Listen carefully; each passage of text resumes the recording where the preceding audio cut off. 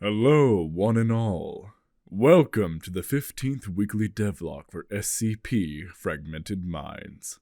Please check the pinned comment and description to find our Patreon to get access to the private alpha build launching early November. And be sure to visit our Kickstarter to follow the page, since we are almost at 300 page followers, and we'll be doing a giveaway to celebrate.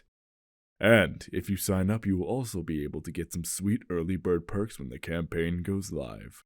Now, let's go ahead and recap on what the NPC Savage Camp is before we introduce its leader. Located in the heart of aquaponics lies a camp full of savages who have essentially lost their minds due to the constant pressure and stress of being stranded in an abandoned facility full of some of the most horrifying creatures in existence, and also having a quickly dwindling food supply. These personnel essentially banded together to form a cult, and have since begun worshipping various SCP entities that exist within the facility as their gods. As more and more personnel began to join this cult, and food sources began to get even harder to find, it became necessary for these individuals to begin practicing cannibalism so they could survive without the need to be constantly starving. This camp will feel strange, and will keep you on edge each moment you are there, since even the slightest wrong move could set this unstable group off. The leader of this camp will be a critical piece of the Savage Camp, since the leaders of each camp will be able to be talked to, and will have the ability to assign you tasks to help the camp and yourself as a result. Talking to these leaders and helping them more will also prompt them to help you more, as they will be able to show you shortcuts through the facility, and even give you ways to unlock certain armor and weapons earlier than you otherwise would be able to, making each playthrough unique based on who and what you do with each camp. This leader will be very unique and interesting to talk to, since she is commanding a literal camp of cannibalistic savages, but is herself calm and appears very sane.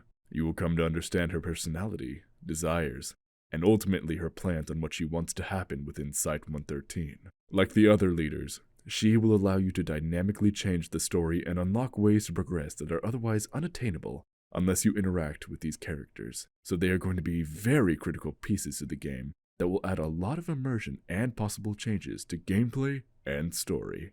Located throughout Site-113 are systems of tram tunnels that serve as the only way to traverse throughout every single zone in the facility. These tunnels all connect to the hub, which is located in the center of Site-113, and will allow transit to each zone as you explore and progress through the story. The trams themselves will become a staple of your journey since they allow for a place of rest from the horrific fighting, and also will serve as an area for tending to your gear and equipment between the zones.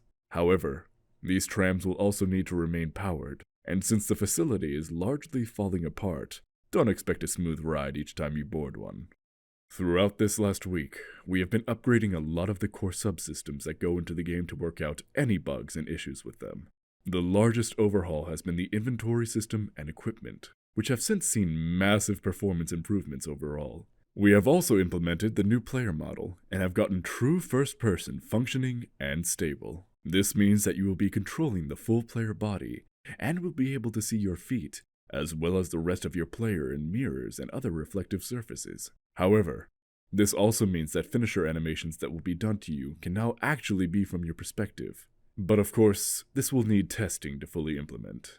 Next month, we are going to be focusing on player animation and AI for SCPs, as well as texturing and prettying up the prologue map environment that you will be playing in our public demo when it releases. However, those who have donated $50 or above are going to be getting unlimited access to the development build to help us test mechanics in our special environment. So, if you are interested in that, then it's not too late to donate to get access, which you can do with the link in the description.